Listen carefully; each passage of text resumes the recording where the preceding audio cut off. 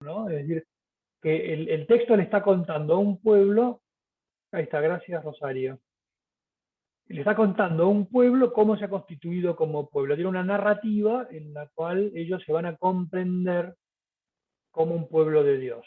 No solamente ellos, porque en el fondo también del texto va a salir el origen de los otros pueblos. Y entonces los otros pueblos, ellos van a poder decirle a los otros pueblos que todos hemos salido de las manos de Dios. Después ahí, sí, Daniel, es importante que veamos que, que lo que el pueblo de Israel sabe, porque Dios se lo ha dicho, los otros pueblos no lo saben, se lo imaginan, pero no lo saben, o lo pueden pensar de otro modo, pero no lo saben. Bueno, entonces, volvemos a, efectivamente, ahí María pone también un dato en el, en el chat. Espérenme, voy a distraer un segundito porque parece que me está queriendo dejar entrar de ratos FSD y de ratos no me deja entrar. Bueno, si pudiera entrar por el aula 473, no, 743, 743632. Join meeting.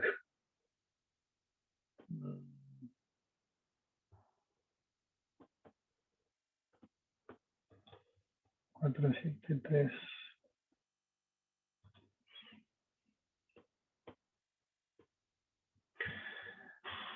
Bueno, entonces eso, ¿algún dato más que se les ocurra de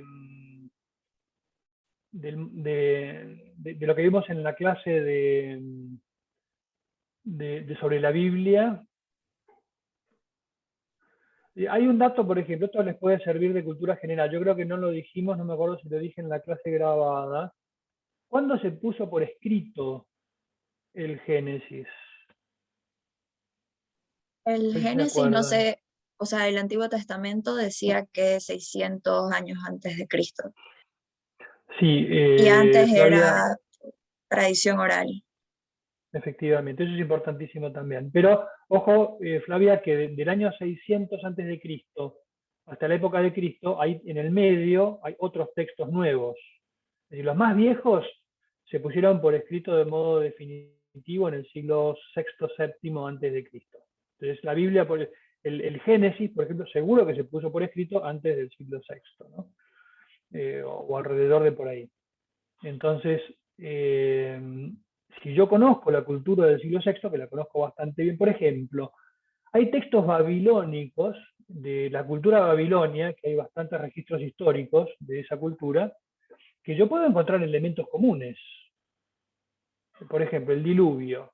El diluvio universal, que está en los capítulos siguientes del Génesis, también son narrados por otras culturas.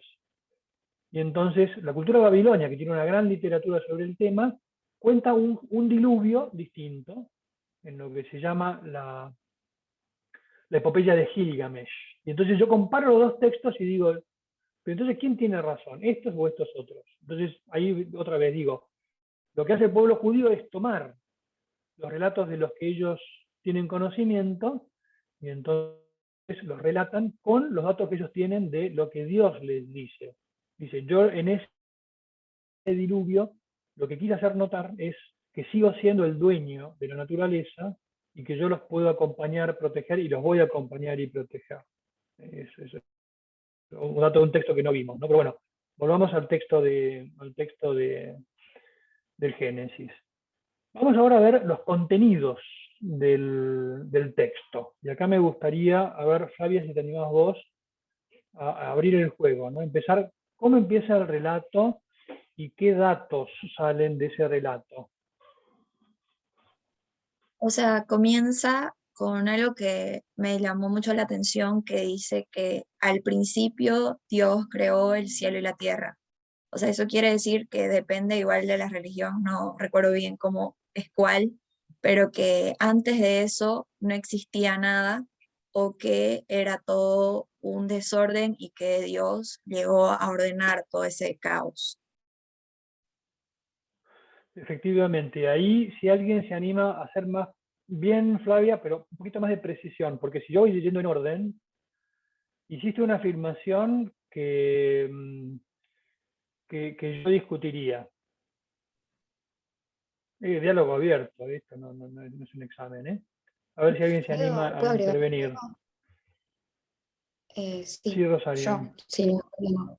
Em, Como dice Flavia, todo comienza como en un caos del cual Dios toma partido y ordena creando todas las cosas, pero esas cosas tienen un orden.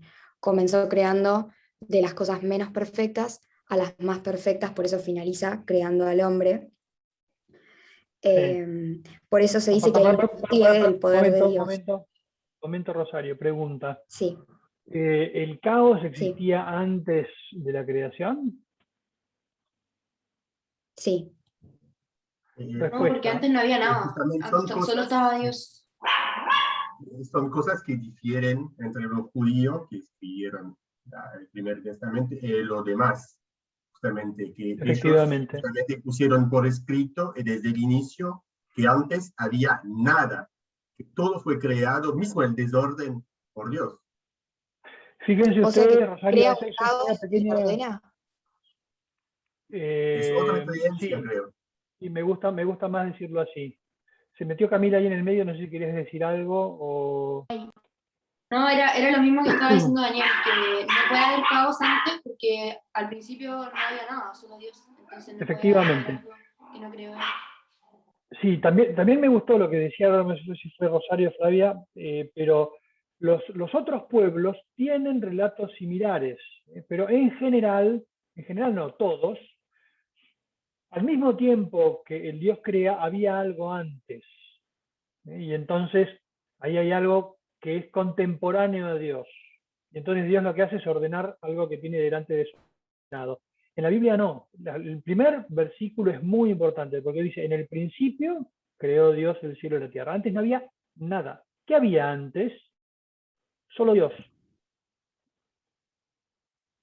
Y entonces, ahora sí, lindísimo lo que acaban de decir, de que el relato presenta una complejidad de cada vez más armonía y orden. Al principio es un caos, el caos se va ordenando y del caos van saliendo primero el cielo y la tierra, después se van sumando los astros del cielo, la separación de las aguas de la tierra, y después aparecen el pulular de los primeros animales, perdón, de los primeros vegetales, después aparecen los animales, fíjense ustedes que primero son los animales del mar, luego los del cielo, luego los de la tierra.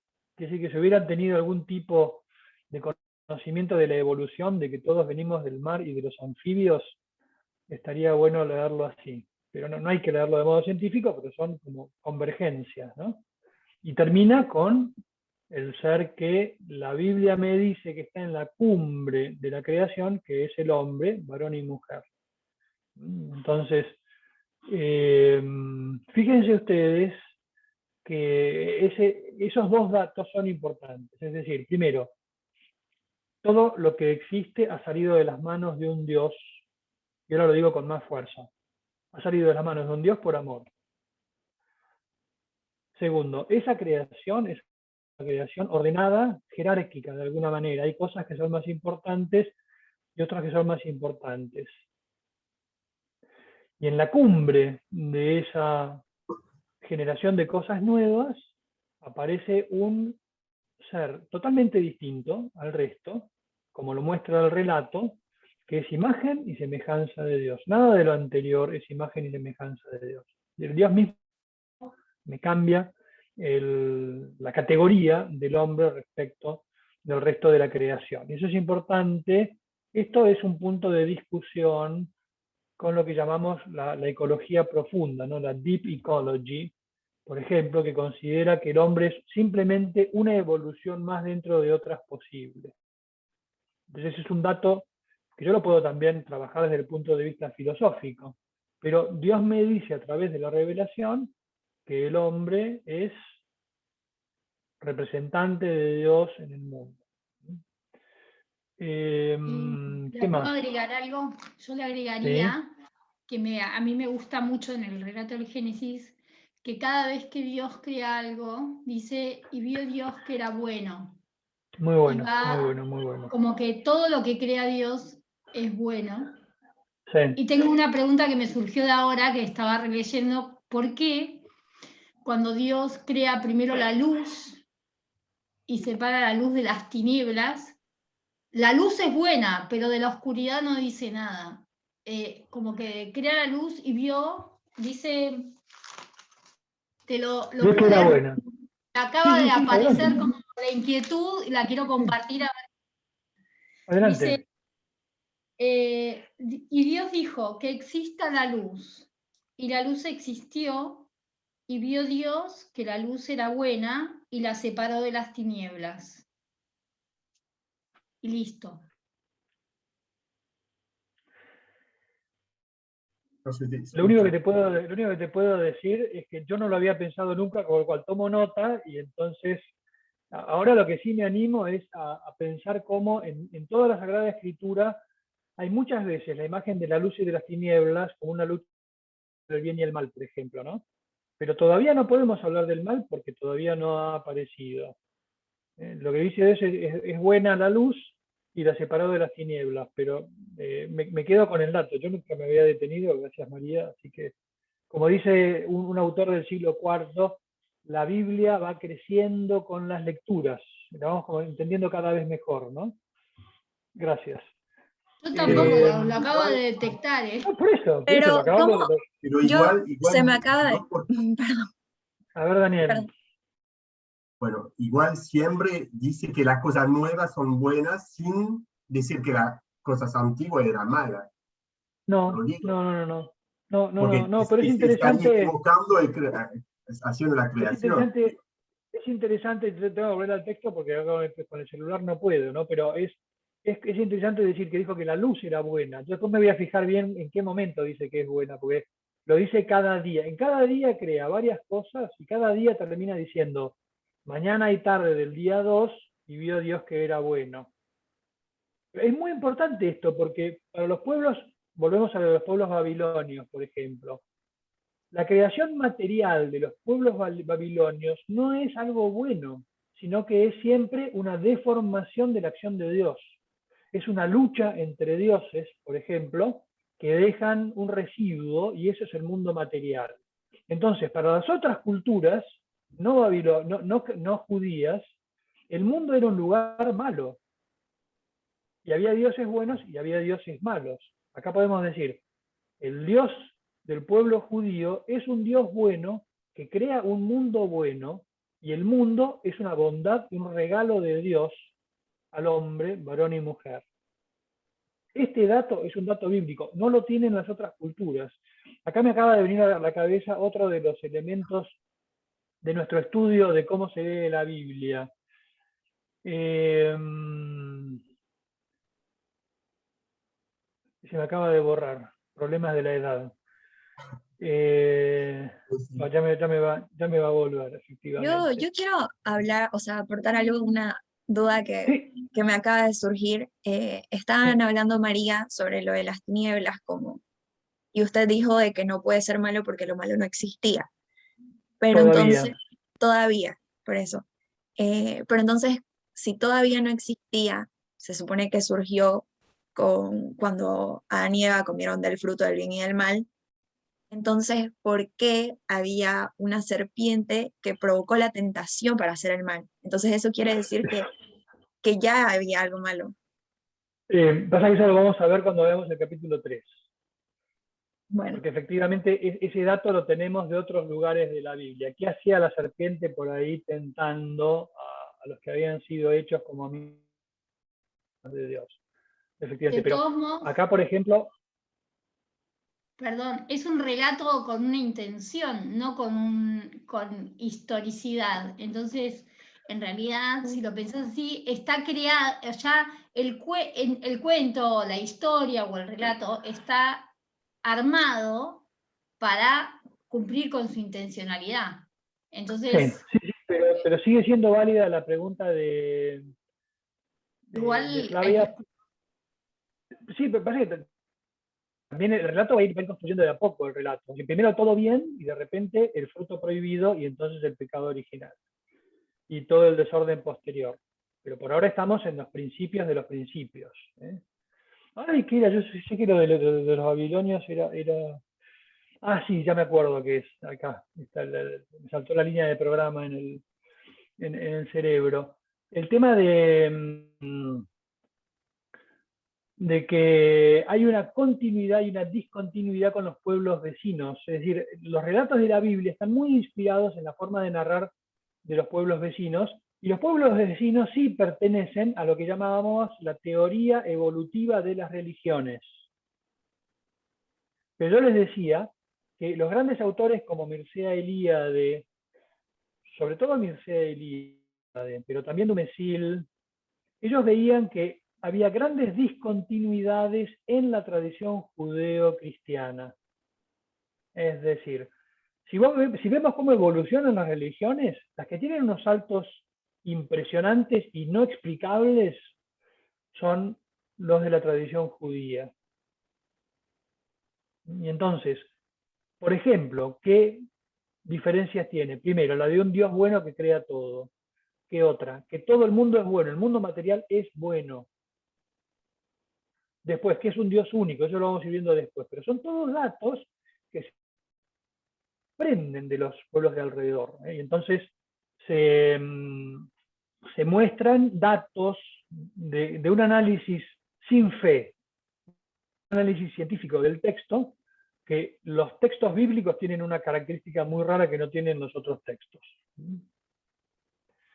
Bueno, entonces, vamos ahora... Quiero voces nuevas. Sí, Valentina, ya que estás preguntando, sí, que calienten los motores los otros, ¿no? Muy bueno, no. Ana, después te pregunto. Sí. Sí, Valentina. Nada, que yo también quería comentar el tema de, o sea, la importancia de tanto la palabra como el hecho en la revelación. O sea, que cada vez que Dios crea algo, primero dice, Dios dijo que exista la luz y la luz existió. O sea, que Dios crea por la palabra, digamos, y eso es lo que habíamos visto en clase, la importancia tanto de la palabra como el hecho. Sí. Y ojo que las palabras son hechos, porque habla y se crea. Esto también para los cristianos va a tener una fuerza muy grande cuando San Juan diga que Jesús es la palabra de Dios hecha carne. Eso ya es una cosa, lo llamábamos una dimensión de la palabra, pero bueno, efectivamente. ¿Da? La condescendencia. No, la condescendencia es el modo de hablar. Pero es decir, el pensar que Jesús, palabra de Dios, es la palabra encarnada, quiere decir que cada cosa que dice, la dice Dios, pero además cada cosa que hace, la hace Dios. Es decir, que la palabra de Dios abrace a un niño, como aparece en el Evangelio, Dios me está hablando. Es un Dios que abraza a niños y los bendice, por ejemplo, ¿no? O que se enoja en algunas oportunidades muy particulares. Dice cosas, pero también hace cosas en las que me muestra cómo actúa Dios, con palabras y con gestos, como decía Valentina, ¿no? Vamos ahora a la creación del hombre. Cuando dice el hombre, varón y mujer, está en el texto, está en la clase. Dijo Dios, hagamos al hombre a nuestra imagen y semejanza. Y entonces Dios hizo al hombre a su imagen y semejanza.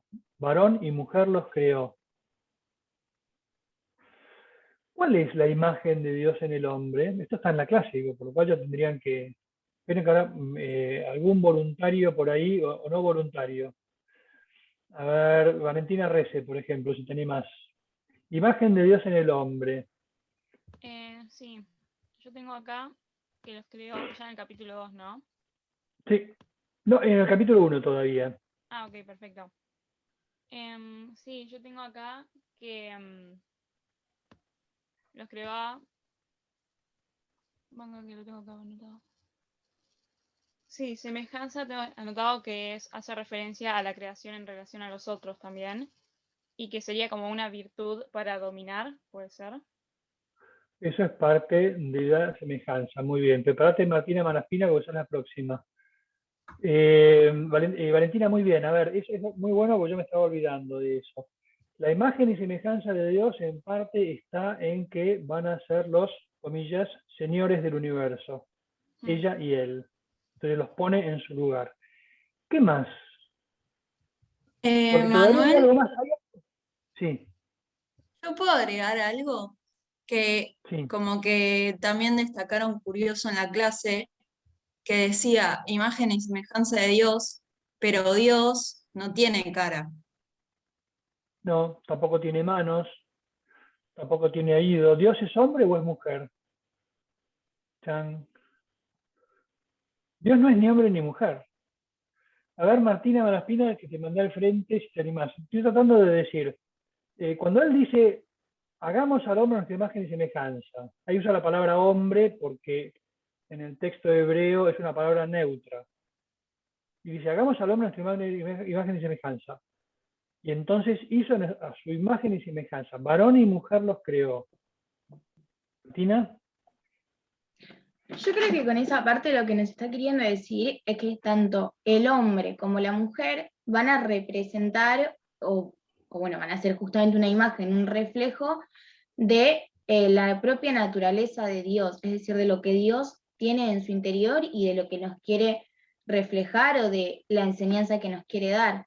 Nosotros cuando Sí. somos chiquitos, al menos a mí me pasaba que, por ejemplo, si yo pensaba en Dios, inmediatamente le solía poner quizá una cara masculina, quizá Sí. porque yo lo conocía a través, por ejemplo, de Jesucristo, entonces lo relacionaba de esa forma. Pero Sí. al leer esto, lo que me estoy dando cuenta es que en realidad esto no es así, sino que nosotros, tanto hombres como mujeres, somos un reflejo de Él y que nos creó a los dos juntos y nos creó iguales. Entonces, que los Perfecto. dos somos parte de Dios. Sí, más que parte de Dios, cuidado, Martina, porque eso es panteísmo. Y dijimos que por ahí no. No me refiero a que nosotros sino somos Dios, sino que en cada uno de nosotros quizás como que Dios dejó un pedacito suyo o dejó algo de Él, pero no que nosotros somos Dios en sí. Perfecto.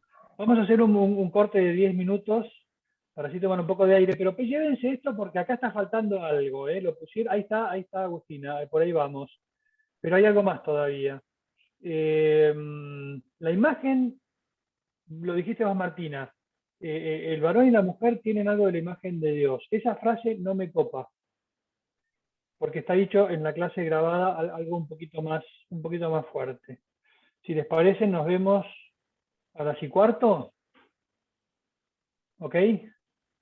De imagen y semejanza. Y entonces hizo Dios al hombre, varón y mujer los creó, a imagen y semejanza de él los creó. Ahí hay un dato muy importante que está en la clase grabada. Y quiero poner en evidencia. Voluntarios, o si no, ya me cansé de los voluntarios, con todo respeto a los voluntarios y voluntarias, tenemos que mandar al frente a alguien que no le conozco la voz, por ejemplo. Sí, Fabricio, adelante. Yo quería decir que para mí lo de imagen y semejanza podría ser lo de que el rasgo de que el hombre es como el dominador de la creación, pero no en el sentido de que lo domina como que lo somete, sino en el sentido de que custodia la creación, que esto también lo hace Dios. Efectivamente, me encanta lo que señalaste. La pregunta no va por ahí, pero eso también regístrenlo porque es importante, lo vamos a retomar.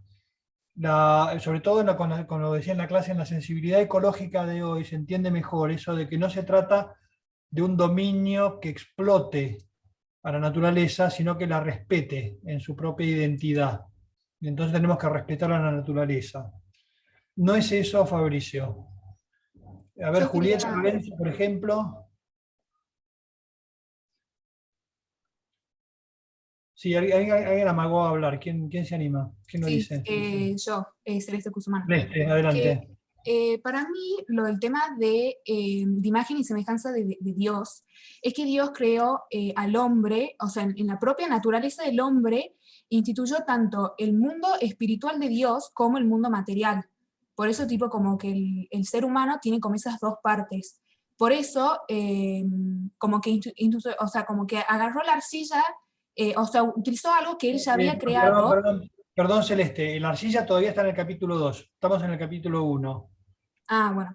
Que él, o sea... Lo de la naturaleza espiritual del hombre es demasiado, adelantarnos demasiado, me parece. A ver, por ejemplo, que se prepare Solana y que se prepare Martina de Bari. A ver si logramos ver con esto.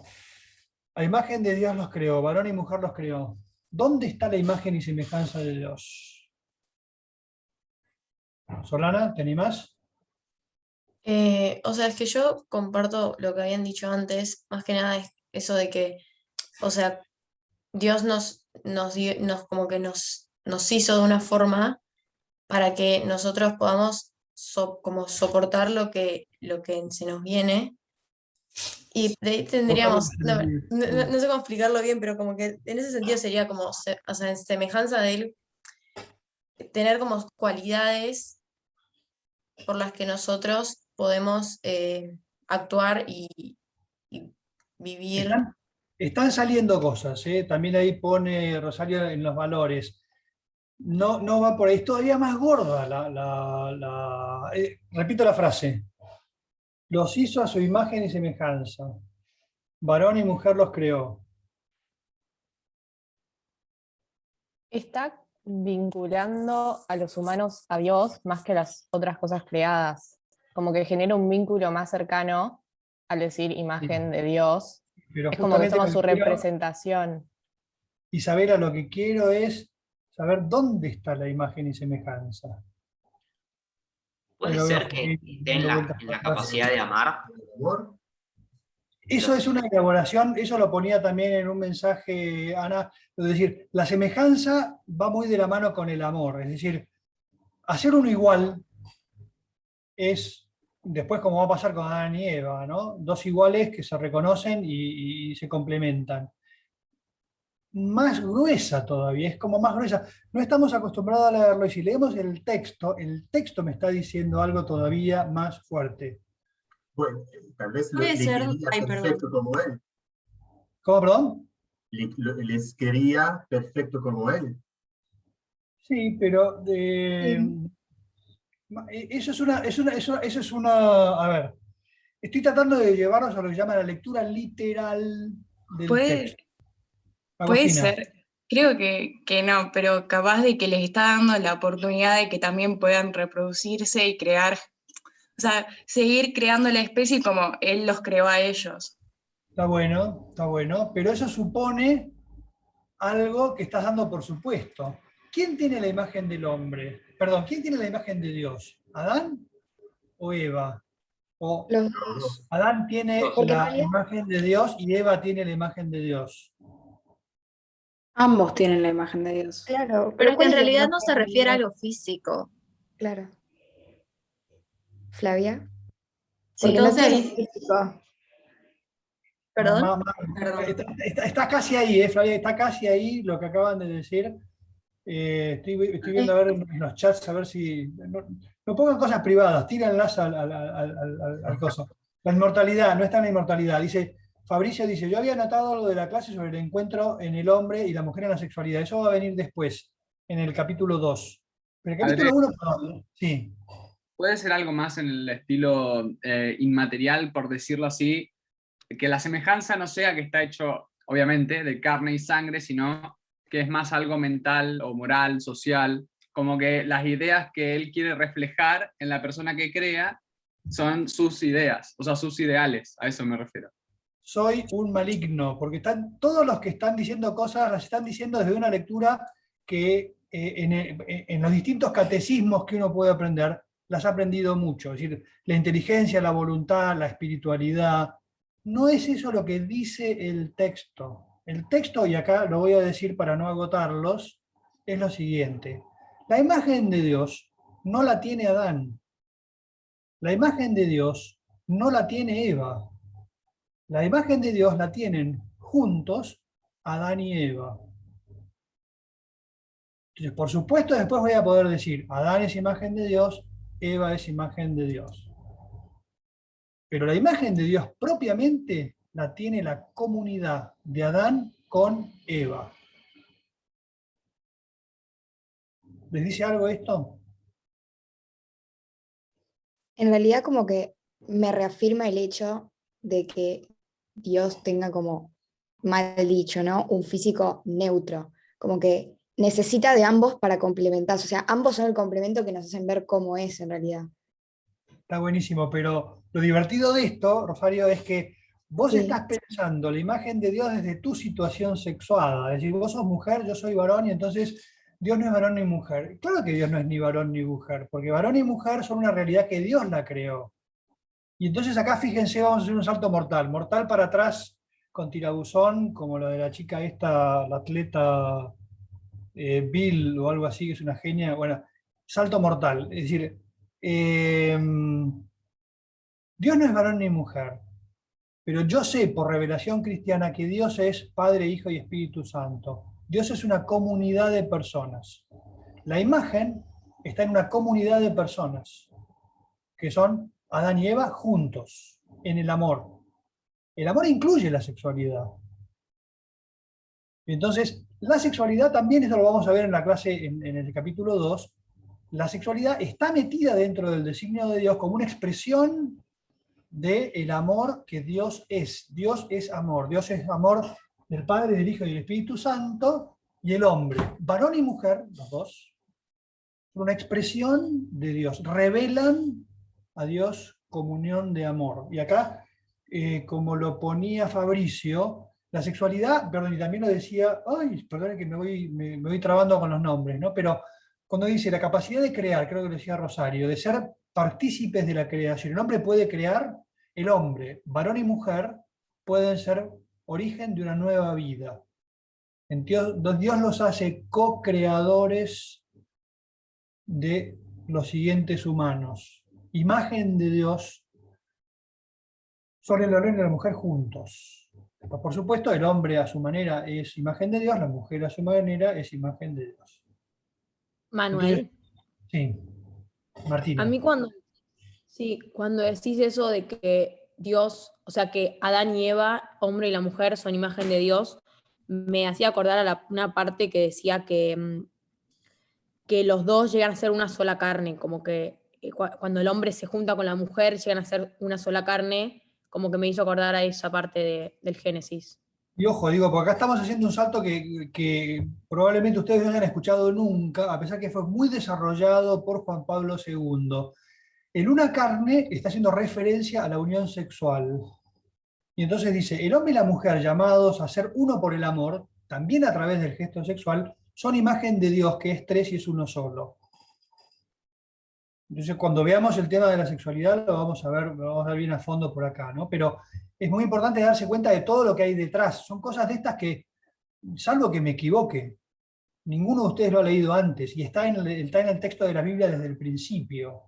Y la Iglesia recién ha empezado a desarrollarlo a partir de los años 70, 80, con lo que desarrolló Juan Pablo II en toda una serie de catequesis sobre lo que él llama la catequesis del cuerpo. Es decir, leer la corporalidad del hombre, varón y mujer, me ayuda a entender a Dios. Pero dense cuenta de que es una imagen limitada. Son semejantes, no son idénticos. Son imagen de, en parte parecidos y en parte distintos, pero lo que yo puedo leer en la vida del hombre, varón y mujer, me está hablando de cómo es Dios. Okay. ¿Qué más? Agustina, pasaron al chat general, está bien eso. Bueno, y lo de Maggie también, pero me está poniendo en privado. Bueno, entonces, esto les queda la idea esa, es para pensarla, porque esto es la primera vez que se los disparo, por así decir. Pero, por ejemplo, entender bien cómo es Dios me ayuda a entender cómo es el hombre, varón y mujer, en su corporalidad y en su espiritualidad. Entender al hombre y a la mujer, cómo pueden vivir el amor desde su espiritualidad y desde su corporalidad, también me está hablando de cómo es Dios. Es un camino de ida y vuelta. ¿Yo puedo saber exactamente cómo es Dios? No. Pero con los datos que Él me da, puedo ir entendiéndolo mejor. Y los datos que me da son mucho más de los que hemos logrado sacar hasta ahora. ¿Queda algo más por ahí que se les ocurra antes de pasar al capítulo 2? Porque acá se quedaron varios datos en el chat sobre perdón, el tema en el capítulo 1 del Génesis. ¿Quién es más importante? ¿El varón o la mujer? Los dos tienen la misma importancia. Juntos. Y que ahí no se puede decir nada de que sea un relato machista. Ahí, por ejemplo, un dato de conocimiento del lenguaje, la palabra hombre, la voy a escribir acá en el chat, la palabra hombre en el hebreo original se dice Adam. Adam. Adam quiere decir hombre. Y el hombre incluye al ser humano, es decir, la traducción más correcta sería ser humano.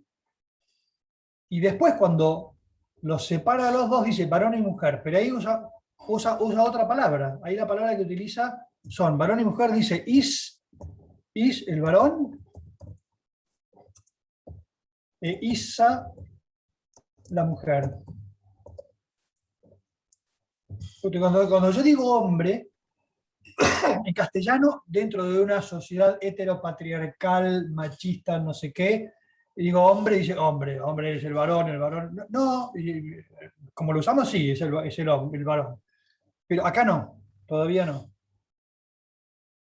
Entonces es lo que yo siempre les digo, como estamos trabajando también con un equipo de profesores y de profesoras muy bueno, todo el tema de la sexualidad, yo me doy cuenta que cada vez que digo hombre, se levantan las alarmas, como diciendo, no ves, típico machista, no sé qué, es un lío. Pero bueno, vamos a ir desarrollando de a poco el lenguaje. Debería decir, Dios creó al ser humano, varón y mujer los creó. Bueno, capítulo 2 entonces. Creo que en realidad es una mala traducción en todos los idiomas latinos, porque en realidad, si escuchamos realmente el texto original, tendremos que decir la humanidad, no el hombre. Sí. Pasa que la humanidad es un genérico, ¿no? Entonces... Sí, pero engloba a todos, ¿no? Sí. Padre, Se aplica a todos. Yo creo que sería más coloquial decir ser humano. O persona, por ejemplo. Pasa que son palabras más modernas, ¿no? Sí, ¿quién preguntaba? ¿Magalí o alguien más? Sí, yo, que con respecto a, por ejemplo, el relato decía que después de haber comido el fruto del árbol prohibido, como que el castigo de la mujer era que tenía que ser dominada por el hombre. Horrible. Eso, primero vamos para atrás primero. Vamos para atrás. Okay.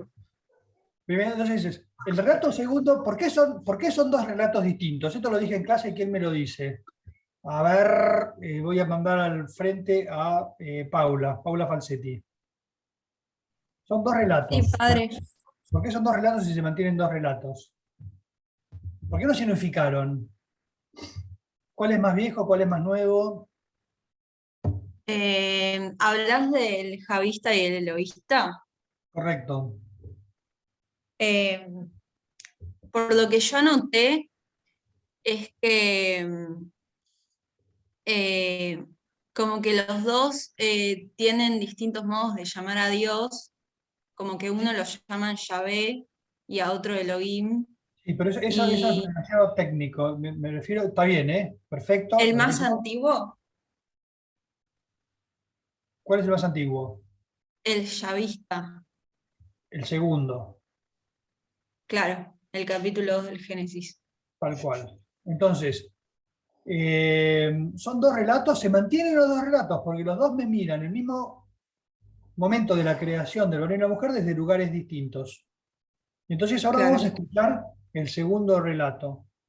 Dios crea un paraíso de delicias, toma barro de la tierra, lo modela, no dice que usa las manos, pero el verbo que utiliza es el verbo de plasmar, de modelar, lo mismo que cualquiera que haya hecho arcilla, que haya hecho cerámica, perdón, o modelado un poco de barro o de plastilina, ese verbo de utilizar las manos para darle forma, fíjense que Dios me está diciendo que se tomó su tiempo con las manos, entre comillas, para modelarme. Me está hablando de un interés, de un compromiso. Es como Entonces, que en el segundo Dios le da, se puede decir, tipo, más características humanas a la divinidad, como le pone más rasgos humanos. todavía no hay humanos, Maggie. No, ya sé, pero el relato, como que lo Ah. habla de una posición medio Sí, divina. sí. Eso se dice que el protagonista del relato es antropomórfico. Gracias, Maggie. Es decir, el que escribe el relato se imagina a Dios con forma humana, también porque después sabe que somos imagen y semejanza, no tiene otra forma de hablarlo. ¿Es eso lo que decías, Maggie? Sí, era más como una pregunta, porque cuando lo Sí. leí lo entendí muchísimo más el segundo que el primero. No sé si a los demás Sí. le pasó lo mismo. Sí. Me fue mucho más fácil de entender. Sí, sí. Noté. Pero efectivamente es una imagen de Dios antropomórfica, pero fíjense ustedes otra vez, haciendo de lectura inteligente y de gente del siglo XXI. Yo puedo pensar a Dios desde mis categorías. Entonces yo pienso que Dios, por ejemplo, los salmos hablan de que Dios ve. ¿Dios tiene ojos? ¿Qué sé yo? El Dios espiritual no tiene ojos, pero yo tengo ojos y entonces pienso que lo que yo hago con lo que me rodea, que lo veo, Dios también lo ve. Es una imagen antropomórfica de Dios, que está bien, porque me ayuda a entender. Yo sé amar. ¿Dios sabe amar como yo sé amar? ¿Como vos sabés amar? Sí, porque yo soy imagen de Dios. Lo que yo tengo, lo tiene que tener Dios de alguna manera, por lo cual lo entiendo por ahí. ¿Eh? La imagen antropomórfica de Dios está en toda la Biblia. Entonces, Dios modela de la tierra una figura de barro y le sopla en sus narices aliento de vida. Es una imagen recontra arcaica, pero para los judíos y para todos los pueblos antiguos, el viento, la respiración, tenía que ver con la vida. De hecho, cuando uno se muere, deja de respirar. Y entonces, la imagen es que Dios le insufla su espíritu, sopla y resulta un ser vivo. Y empieza Adán a caminar. Acá es lo que decíamos al principio. Adán abre los ojos y ¿qué ve? El paraíso. Julie, describime despacito qué es lo que Dios ve. ¿Qué es lo que Adán ve?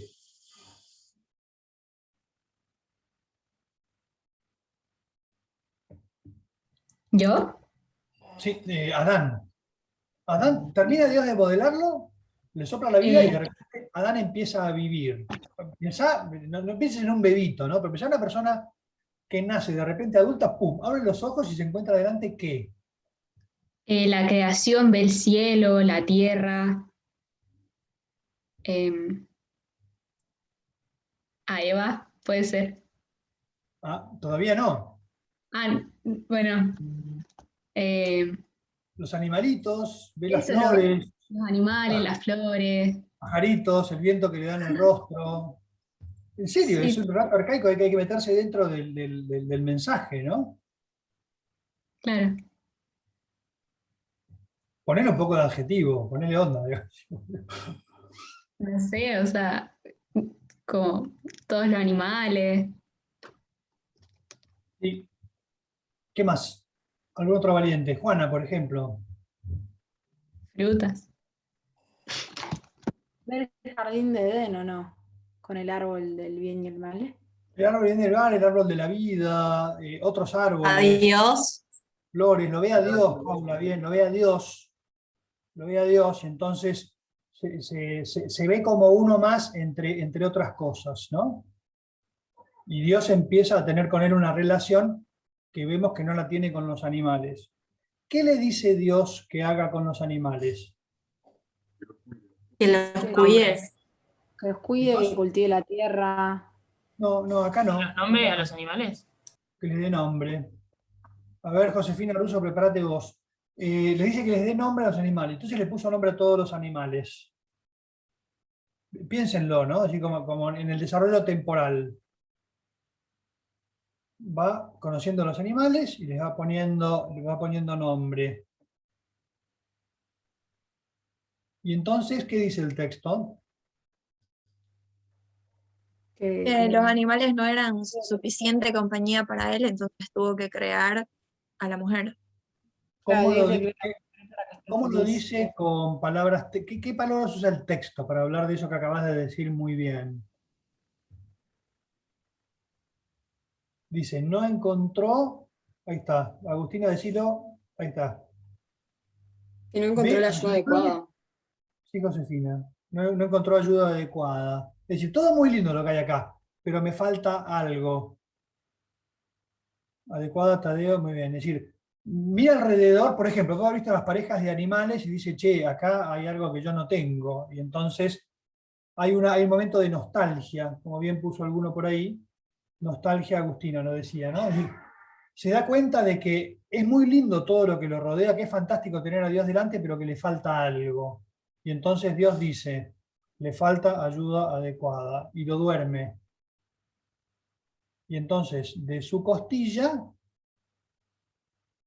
construye, crea a Eva, cierra la costilla.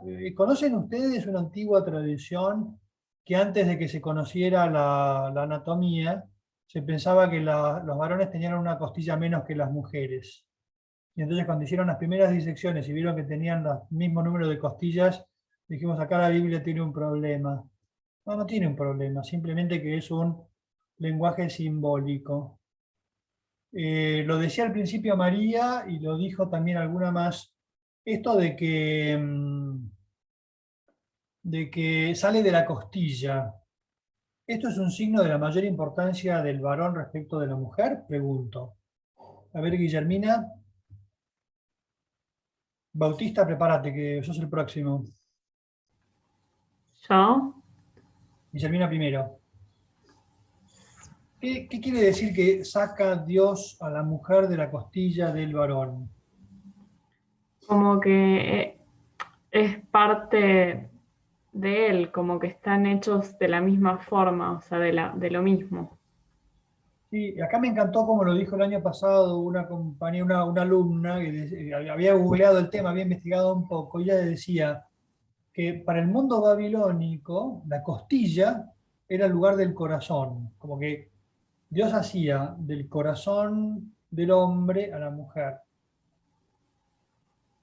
Acá hay una lectura que hace Juan Pablo II. Dice, si hubiera agarrado otro trozo de barro y lo hubiera modelado y lo hubiera soplado y hubiera hecho a Eva, serían dos cosas distintas. Sin embargo, sacar a la mujer del corazón del hombre le está diciendo que son lo mismo, son iguales. No es un relato machista si lo sabés leer de un modo bíblico, no de un modo, se dice anacrónico, es decir, fuera del tiempo de cuando se Padre, dice.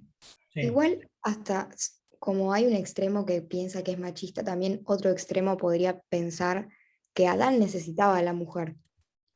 Totalmente. Como que él, o sea, no es que la mujer quedaba dominada a Adán, sino que Adán por ahí quedaba dominado a la mujer, porque la necesitaba. Él se daba cuenta que todos tenían una compañera y él no tenía compañera. Pero no desde una dominación mala, sino como de ese respeto y ese amor de que él no quería estar solo. Por más de todo lo que tenía, de todo el amor que Dios le daba, él quería algo que fuese, no sé, su par. Pero justamente lo que me está diciendo la Biblia es que el hombre solo no es completo. ¿El hombre como hombre o el hombre como ser humano? Perdón, gracias. El varón no es completo. Lo me está diciendo la Biblia, porque cuando abrió los ojos no encontró la ayuda adecuada. Solamente cuando tenga delante a Eva, las palabras que dice Adán son las mismas que puede decir Eva, y yo las leo en paralelo. Adán dijo, esta sí que es carne de mi carne, y Eva dijo, este sí que es carne de mi carne, hueso de mis huesos. Yo estoy hecha para él, y él dice, yo estoy hecho para ella. Ella está hecha para mí, y Eva dice, él está hecho para mí. Entonces, ahí los vemos a los dos en la misma situación delante de Dios. Y entonces los dos se miran entre ellos, y luego miran a Dios, y ven que ellos son imagen y semejanza de Dios juntos, llamados al amor. Por eso es Padre, que se dicen que se complementan, porque lo que le falta a Adán lo tiene Eva, Y viceversa, viceversa. sí. Y juntos completan la imagen de Dios. Juntos completan la imagen de Dios. Yo acá les voy a poner en el chat, esto es como para decir, ¿dónde está la imagen? La imagen es igual a amor fecundo. Uno dice, ¿dónde está la imagen de Dios en el hombre? Varón y mujer. Está en que son una comunidad llamada al amor. Y ese amor puede ser fecundo, puede ser origen de nuevas vidas. Co-creadores, como se dice acá en co-creadores en el amor. Eso, la imagen de Dios en el hombre, varón y mujer. Perdón, padre, son una comunidad y me Sí, son una comunidad de amor. Fíjense ustedes, acá puede haber alguno que esté como muy empapado de las teorías, de las perspectivas de género. Cuando se dice la absoluta ¿cómo se dice esto? Independencia o de la irrelevancia de la sexualidad como un dato existencial, la Iglesia con enorme serenidad dice, che, yo lo entiendo distinto. Me doy cuenta de que hay una construcción social que le ha dado a la mujer un lugar de opresión y al hombre un papel de dominador. Eso es un error que no está en la Biblia. Nunca podrías usar la Biblia como una excusa para oprimir a la mujer o decir que el varón es más importante que la mujer. Y entonces, frente a la perspectiva de género que me dice que varón no se nace, mujer no se nace, sino que se hace, yo levanto la mano y digo, che, a mí no me cierra eso. Yo investigo la realidad, la pienso con otras categorías y para mí es distinto. Para mí hay una diferencia. Y es una diferencia que los hace iguales en la complementariedad. No es lo mismo ser varón que ser mujer. Después hay problemas, sí hay problemas. El tema de la homosexualidad, por ejemplo, que es un varón, es una mujer, es un varón con cuerpo de mujer. La normalidad, o digamos la generalidad de las personas se manifiestan de una determinada manera que después puede haber distorsiones. Pero para mí, el dato del cuerpo del varón, el dato del cuerpo de la mujer me dice muchísimo. Y entonces a partir de ahí discuto con otras perspectivas una lectura que para mí es distinta. Tenemos muchas cosas en común, pero hay muchas cosas que nos distinguen. Yo no tengo vergüenza, es más, tengo una enorme libertad para que con alguien que me defienda la perspectiva de género, quiero decir, bueno, hablemos, pero hablemos inteligentemente. Y yo puedo tener una visión distinta de la tuya y te explico por qué. Además, la fe me está diciendo algo. Si Dios me dice que hay varón y que hay mujer y que juntos son imagen de Dios, entonces tengo ahí un dato que me puede ayudar a pensar. No se lo voy a imponer a nadie, pero me va a ayudar a pensar.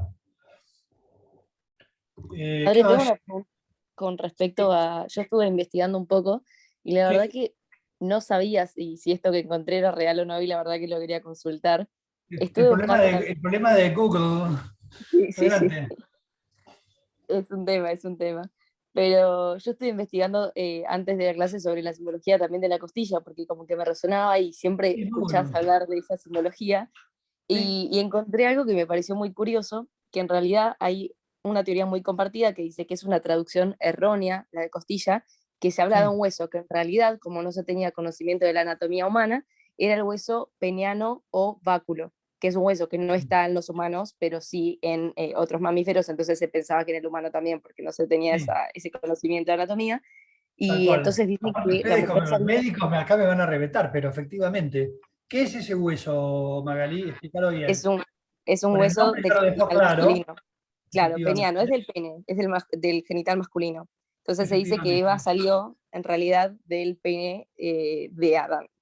Eso le encantaría a un psicólogo contemporáneo que se llama Jacques Lacan, pero a ver, es una lectura del siglo XXI de algo que se escribió en el siglo VI a.C., por lo cual hacer la traducción de la costilla por el hueso peniano es forzar la traducción. Sí, sí, puede ser. Por eso me pareció curioso y quería consultarlo, porque lo vi en No, muchos... pero bueno, es bueno que lo fuentes. digas, digo, porque aparte eso ustedes lo manejan mejor que yo. Pero lo importante es acordarte de que es un texto antiguo, arcaico, y lo que me está diciendo no es de qué exacto hueso viene la mujer, sino de una dependencia de Dios, de los dos, y de una correspondencia y igualdad entre los dos. Gracias. Sí. Y no te preocupes de hacer preguntas así, que no hay preguntas insólitas, eso hay que sacarlas. Pero efectivamente no dice, en internet te puedes encontrar cualquier cosa, después hay que tratar de tener un poco de criterio, ¿no? Para, a ver, Pero alguna también voz. lo que podemos decir es, ¿cuál otro hueso había podido usar sin molestar al hombre? La Es costilla que si vos lo tenemos un pensás, montón, podemos sacar una costilla y seguir se hace todo teniendo un análisis exactamente en la misma realidad. capacidad. Se hace todo un análisis en la traducción porque dice, por ejemplo, que el hueso ese es un hueso que en realidad sobresale del hombre y la costilla no sobresale del hombre. Entonces por eso se piensa en un hueso del genital masculino. Es toda una Claro. cosa que vi que es como medio una flageada, sinceramente, pero bueno, estaba Eso- bueno de eso leer. son cosas que a veces con una especie de pensamiento de decir, sería más adecuado que el texto dijera el hueso peneal. Sí, sorry, pero no lo dice costilla. Y Claro, no es porque claro. no supieran, no es Pero porque no supieran. tiene una función muy importante, así que después no Por sé si supuesto. el hombre va a tener realmente la capacidad de con Sí, pero- sí, aparte no me preocupa, digo, no me preocupa que hubiera dicho eso, pero como no dice eso, lo dejo ahí. Para buscársela, claro. Joaquín,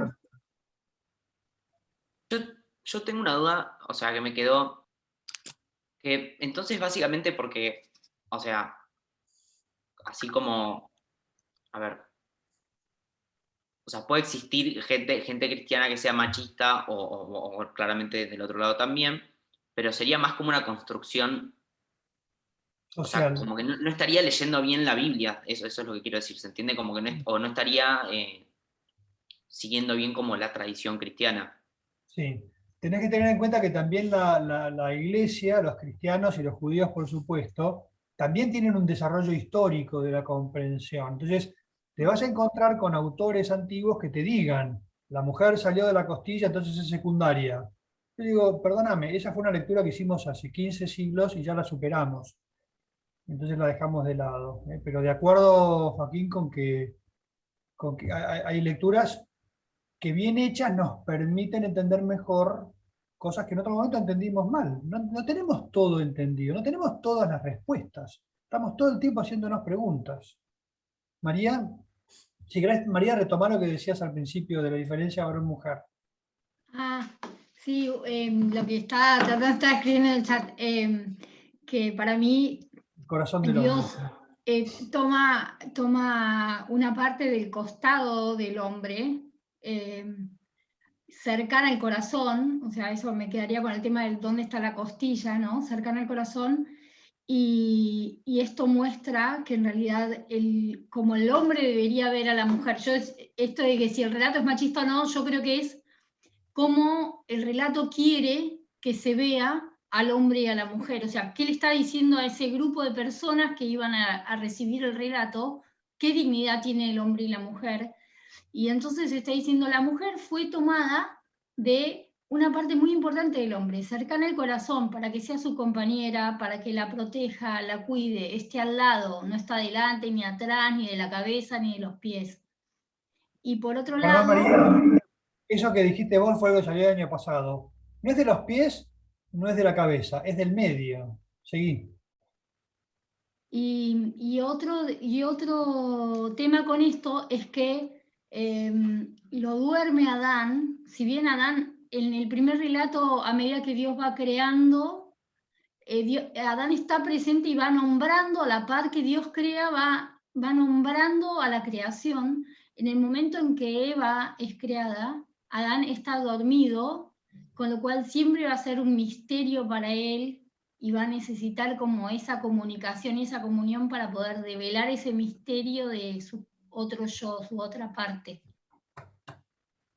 Si se animan a anotarlo y me lo ponen en un parcial, va a estar muy bueno eso. La utilidad de estas reflexiones. El amor varón-mujer es imagen del amor de Dios. Dios, ¿yo lo conozco de un modo transparente, perfecto? No. ¿Y varón y mujer se conocen perfectamente? No. Son un misterio el uno para el otro. Y el misterio se devela, se va abriendo de a poco a través del camino del amor. Yo voy conociendo al otro en la medida en que lo quiero y me abro, sin tratar de decir yo cómo tiene que ser, aprendiendo de cómo es el otro. Pero como te imaginas, María, nos fuimos lejos, ¿no? Pues estamos ya como interpretando cosas que están muy, muy adelante. A ver qué más, algo más que se les ocurra. Aportes. Nos quedan 7 minutos. Igual yo con los chicos, cuando hablamos con el grupo, sí. La verdad que no sé si vamos a terminar hoy, no creo, pero respecto a la sexualidad, sí. Lo que a mí me dio de leer de otra manera un poco el texto, es decir, entonces, si a un momento dado se revela que hay una diferencia, que ellos ven que son desnudos. En realidad se avergüenzan. Digo, si se avergüenzan de saber que son desnudos, y que nada pasó entre ellos antes para poder entender que había una diferencia. Esa es una de la primera interpretación, que se avergüenzan, entonces, ¿por qué? Porque no se podemos avergonzar de algo que ya es la única cosa que conocemos. Si es la única cosa que conocemos es la desnudez, no podemos avergonzarnos de la desnudez. Es la única cosa que conocemos. Y entonces, para ir más allá del conocimiento, para tener el conocimiento que hay una diferencia, tenía que consumir, tenía que al menos usar la diferencia. Digo. Sí. Y que para mí, entonces, podemos también interpretar que Dios le dio la posibilidad de procrear y de poblar la tierra, pero tal vez de otra manera. Y que la perdieron también. De otra manera. Otra manera en el sentido de, más ahora, después que se hizo en la revelación, que bueno, María fue Inmaculada Concepción. Sí, lo que pasa que... Acto. Entonces sí, pero... podemos pensar que esa es una reflexión que nunca había pensado antes. Tal vez es loco, sí. Loco, pero... Pero ojo, porque ahí el cura es profesor. Cometiste un error. A ver si alguien se anima a... Cuando citaste el texto, a ver si alguien se anima a remarcarlo. Alguien dijo, che, pero ¿el texto qué dice? El 3. Dice que estaban desnudos y no se avergonzaban de ello. Se avergüenzan una vez que comen del fruto. Inés. Cuando Dios crea a Eva y ellos se ven, no se sienten avergonzados. Esa vergüenza pero no tenía que avergonzarse porque es la única cosa que conocían. No, pero la vergüenza viene después de tener... Justamente digo, como ellos, como lo están contando, ahora te doy la palabra a Magari, pero como él lo está contando desde otra situación, él dice, estaban desnudos, uno frente al otro, y no se avergonzaban de ello. ¿Por qué? Porque estaban hechos el uno para el otro, sexuados, y entonces estaban llamados a una comunión que tenían que vivir de un modo ordenado, pero estaba clarísimo cómo era, tenían que ser una sola carne. El acto sexual está especificado desde el principio de la creación. Entonces la sexualidad no es mala, el primer pecado no es de sexualidad, sino que va a ser de soberbia. Lo vamos a ver. Era la segunda interpretación que yo tenía. Entonces, si no era eso, el pecado original no es la sexualidad, porque ya lo practicaron. Claro, Claro.